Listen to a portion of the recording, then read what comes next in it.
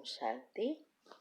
आपका प्रश्न अव्यक्त स्थिति के बारे में है कि अव्यक्त स्थिति क्या है, बिंदु रूप स्थिति क्या है, अव्यक्त स्थिति कैसे बनाए, कैसे पता चले कि हम अव्यक्त में हैं।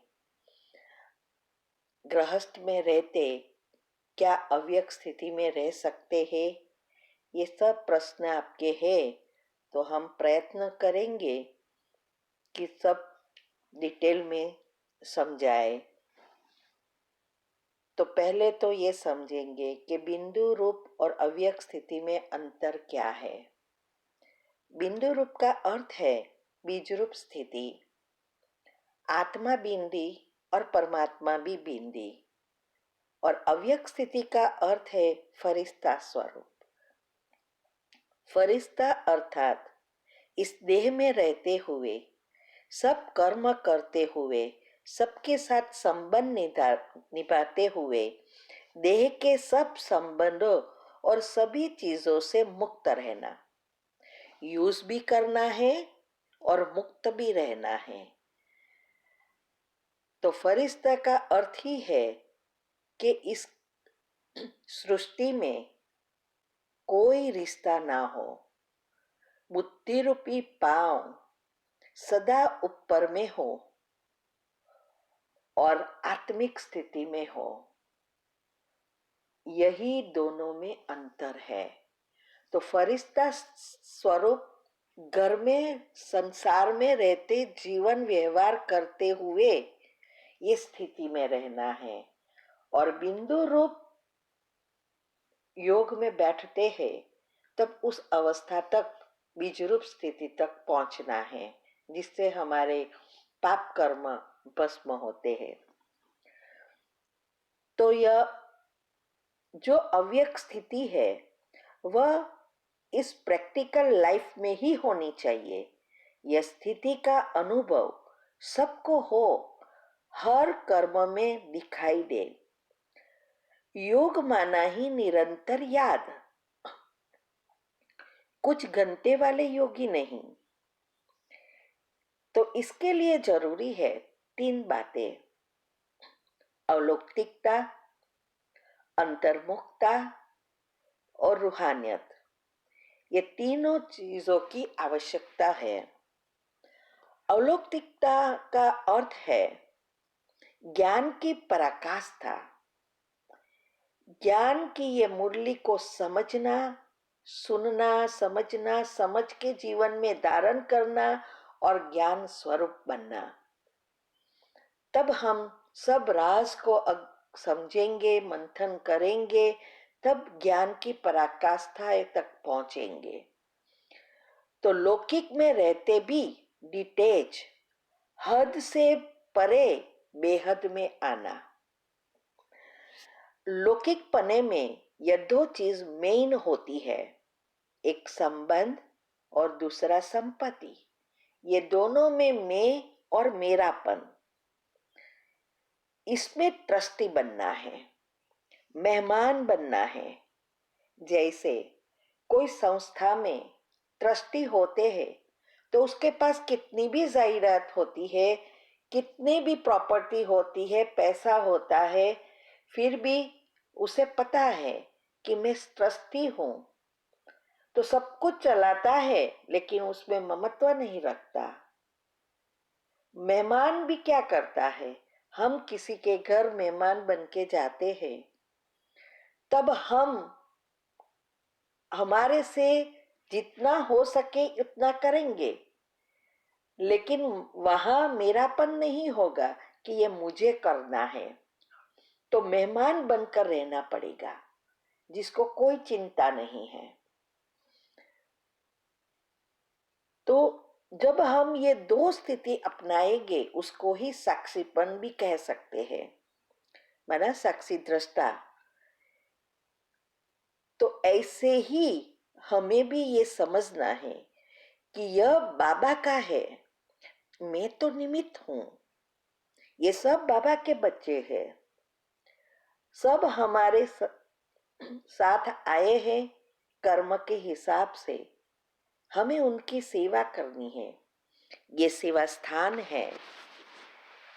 ऐसे हम हमें समझना है, तब हमारे एक एक कर्म में अलौकिकता आएगी।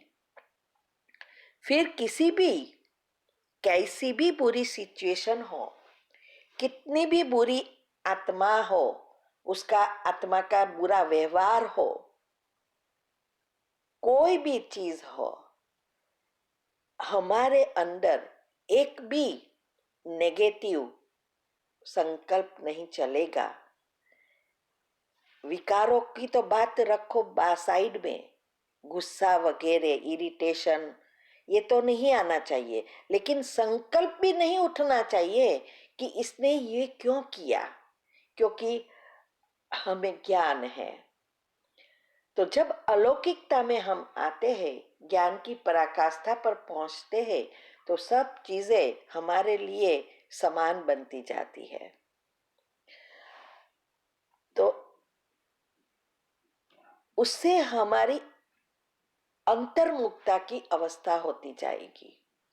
अंतर्मुक्ता का अर्थ है अंदर की ओर झांकना। यह हमारा चेहरा है, उसके अंदर इंद्रिया है, जो पांच इंद्रिया है, उस इंद्रियों को अंदर की तरफ ले जाना, बाहर की चीजों से मुक्त रहना। जैसे जैसे हम अंदर के गुणों का चिंतन करेंगे, ऐसे ऐसे बाहर की चीजों से हम मुक्त होते जाएंगे। हमारा मन शांत होता जाएगा। तब हमारे अंदर के ओरिजिनल संस्कार, 7 गुण बाहर आएगा। इसीलिए बाबा ने कहा है कि अंतर्मुखी सदा सुखी। बाह्य मुक्ता में जो आता है, कहीं ना कहीं दुख का अनुभव जरूर करता है। इसीलिए अंतर्मुखी हो जाए तो जितना भीतर अंदर जाएंगे, उतना साइलेंस की स्थिति का अनुभव में रहेंगे। कोई विचार नहीं, एकदम शांत। तभी कहा गया silence is the golden power. Silence power का जो अनुभव होगा, अंदर में शक्ति का अनुभव हो, हमारे पास शांति जितना है उतना ही औरों को अनुभव करा सकते हैं। इसीलिए अंतर्मुखी हो जाना यह बहुत बहुत आवश्यक है। उनका अनुभव करने के लिए ऊपर उठा सकेंगे। मैं शब्द तो पवित्र आत्मा, और मेरा याद आया तो मेरा तो एक बाबा, दूसरा न कोई। तो जितना यह निश्चय होगा, उतना हम डिटेच होंगे। जिसको भी देखे, आत्मिक भाव होने से हमारी दृष्टि, वृत्ति के अंदर सहज यह परिवर्तन आ जाएगा। आत्मिक दृष्टि हरेक को आत्मा रूप में देखने का अभ्यास से प्रवृत्ति भी अलौकिक बन जाती है। वृत्ति को भी हम इतना ही श्रेष्ठ बना देते हैं। यही है ज्ञान स्वरूप बनना। ये ज्ञान स्वरूप बनने से ही हमारे अंदर रूहानियत आएगी। तो तीसरा है रूहानियत की जरूरत। रूहानियत का अर्थ है आत्मिक भाव। रूह माना आत्मा और नियत माना भाव। तो हमेशा हमें आत्मिक भाव में रहना है। हरेक को आत्मा भाई समझना है। एक बाप के ही संतान है, ये हमें याद रहे। किसी को भी देखे अंदर से यह आत्मा है, ये याद रहना जरूरी है। क्योंकि आत्मा याद आने से आत्मा के गुण स्वतः याद आएंगे और करंट नेचुरल प्रवाहित होगा। आत्मिक भाव होने से हमारी दृष्टि और वृत्ति के अंदर सहज परिवर्तन आएगा और उसकी असर सामने वाली आत्मा पर भी होती है और घर का वातावरण और प्रवृत्ति दोनों बदल जाती है।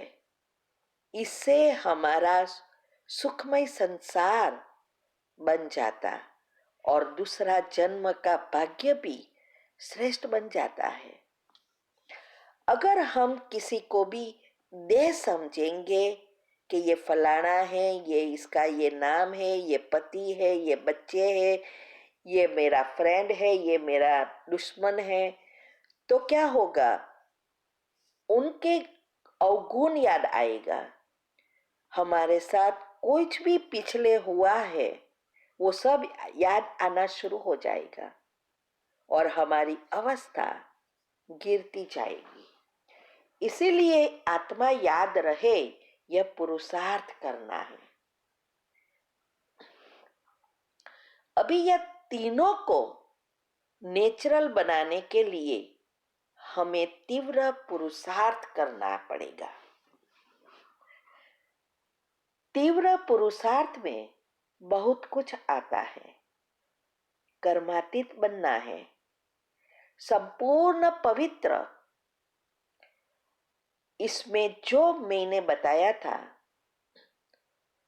आध्यात्मिक 7 पत्ते का बिलीपत्र रोज बाबा के कार्य में समर्पित करना है और रोज आध्यात्मिक 11 करनी है, चेक और चेंज।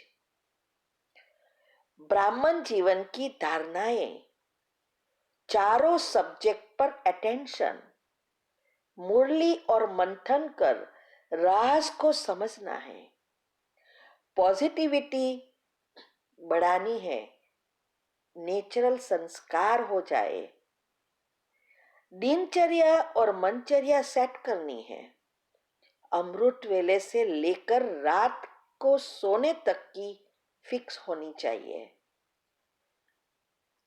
उसमें आलस्य अलबेलापन छोड़ दृढ़ता से एक्यूरेट फॉलो करना है। इसके लिए मैंने जो दिनचर्या भेजी है वो भी जो फॉलो कर सकेंगे, आपकी घर की दिनचर्या अनुसार सेट करे तो भी बहुत बहुत फायदा होगा। हमारा हर कर्म बाबा को प्रत्यक्ष करे, माना परमात्मा को प्रत्यक्ष करे। परमात्मा के कर्मों को प्रत्यक्ष करने के निमित्त बन जाए कि दुनिया भी कहे क्या सचमुच भगवान आया है, यह स्वीकार करे। अभी हम कितना भी जोर जोर से लोगों को कहते हैं कि भाई भगवान आ चुका है, आओ ये समझो और स्वर्ग में चलो, यह स्वीकार नहीं कर पाते। क्यों? क्योंकि हमारे संस्कार परिवर्तन नहीं हुए हैं। कहने से वह स्वीकार कर देंगे, ऐसा कभी नहीं हो सकता। मेरा जीवन से ही, माना हमारा जीवन से ही वो कहेंगे कि हाँ भगवान आया है। इसीलिए हमारा जीवन ऐसा हो जो स्वतः कहे कि ये भगवान के बच्चे हैं। यही है ज्ञान स्वरूप बनने का तीव्र पुरुषार्थ। तो अब भी अगर भगवान को प्रत्यक्ष करने के निमित्त नहीं बने तो कब बनेंगे? समय तो बीतता जा रहा है, एंड में आ पहुंचा है। भगवान को प्रत्यक्ष करने के निमित्त बनने का भाग्य बहुत बड़ा है।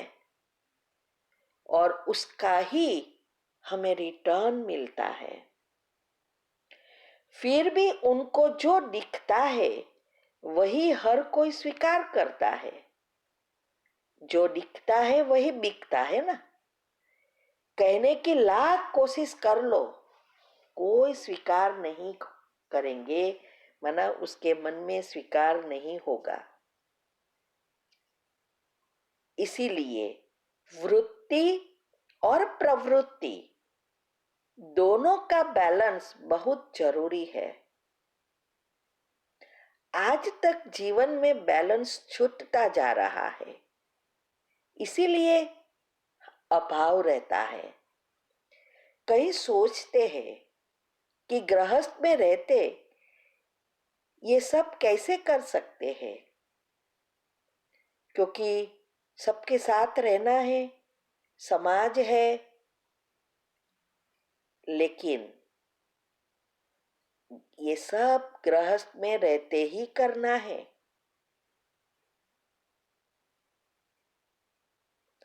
ऐसे भी सोचते हैं कि अगर सभी संबंधों से ममत्व निकाल देंगे तो घर कैसे चलेगा।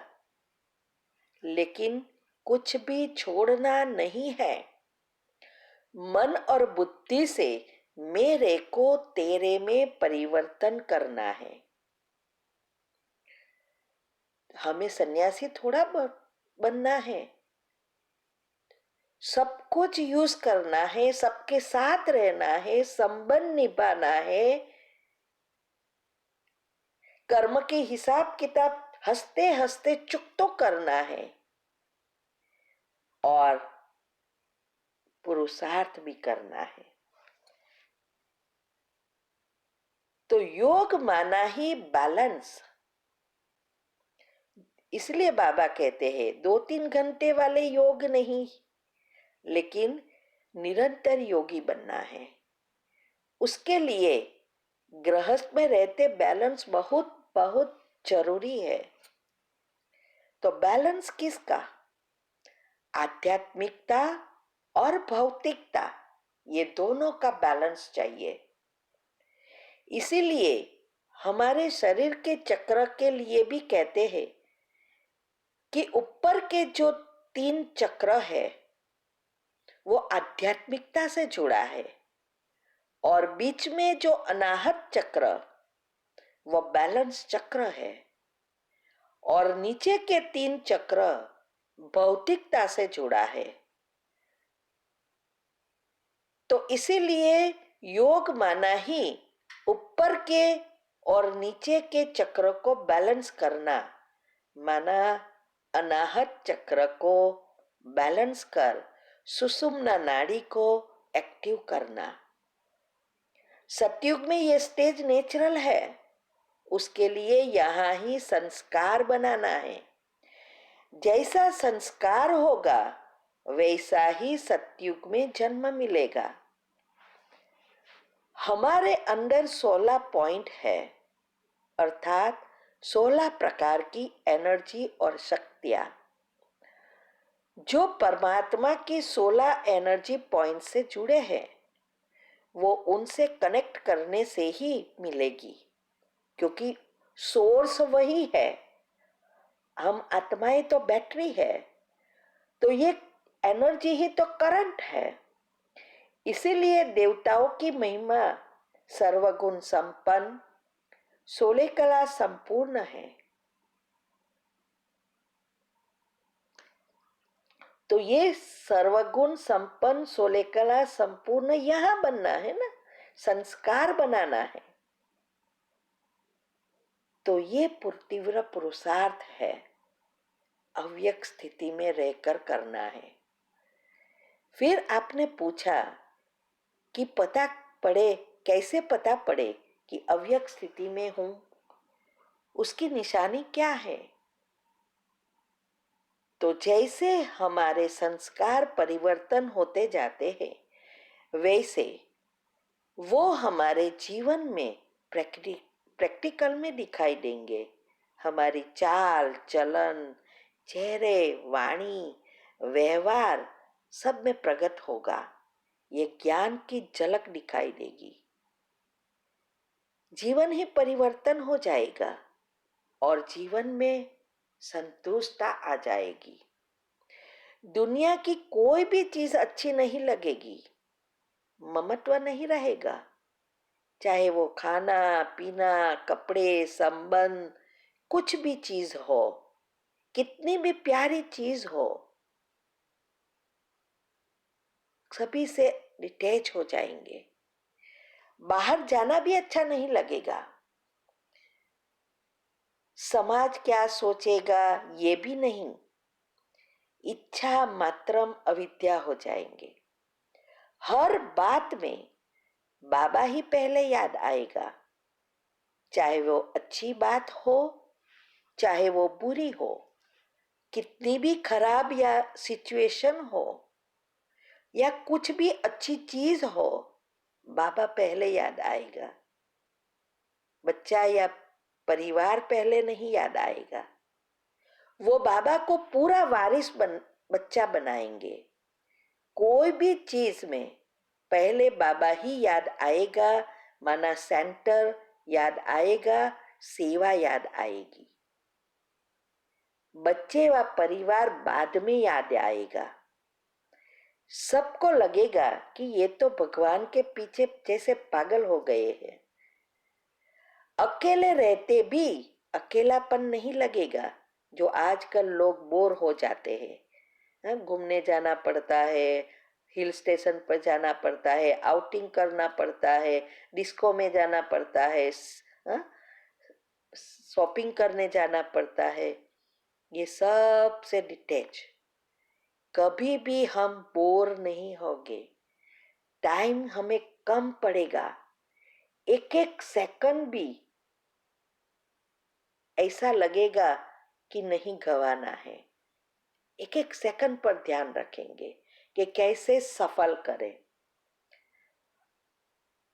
अव्यक्त स्मृति में रहना अर्थात निरंतर योगी बन गृहस्थ में रहते योग युक्त युक्ति युक्त रहकर चलना है। क्योंकि जीवन में पेपर तो गृहस्थ व्यवहार में ही आते हैं और अंत में सेकंड का पेपर भी अव्यक्त में, माना हमारे जीवन में ही पास करना पड़ेगा। जो चीज से अभी हमें लगाव है, मोह है, आदत है, वही हमारा अंतिम पेपर भी होगा और वो पेपर एक सेकंड का होगा। तो वो भी अव्यक्त स्थिति में ही होगा ना। जब बीजरूप स्थिति में होते हैं तब कोई पेपर नहीं आता, योग में हम स्थित हो जाते हैं। इसलिए बाबा कहते हैं चेक करो अव्यक्त स्थिति में कितने रहे, बीजरूप स्थिति में नहीं। तो ये बातें सुनकर अभी हमें इसको घड़ी घड़ी सुनो और जीवन में प्रैक्टिकल में लाओ, तभी फायदा है। वरना सिर्फ सुनने के बाद छोड़ देना, इसमें कोई फायदा नहीं है। अच्छा लगे तो सबको फॉरवर्ड करो, सभी को आगे बढ़ने में मदद करो और बाबा के कार्य को पूर्ण करने में तत्पर रहो। ओम शांति।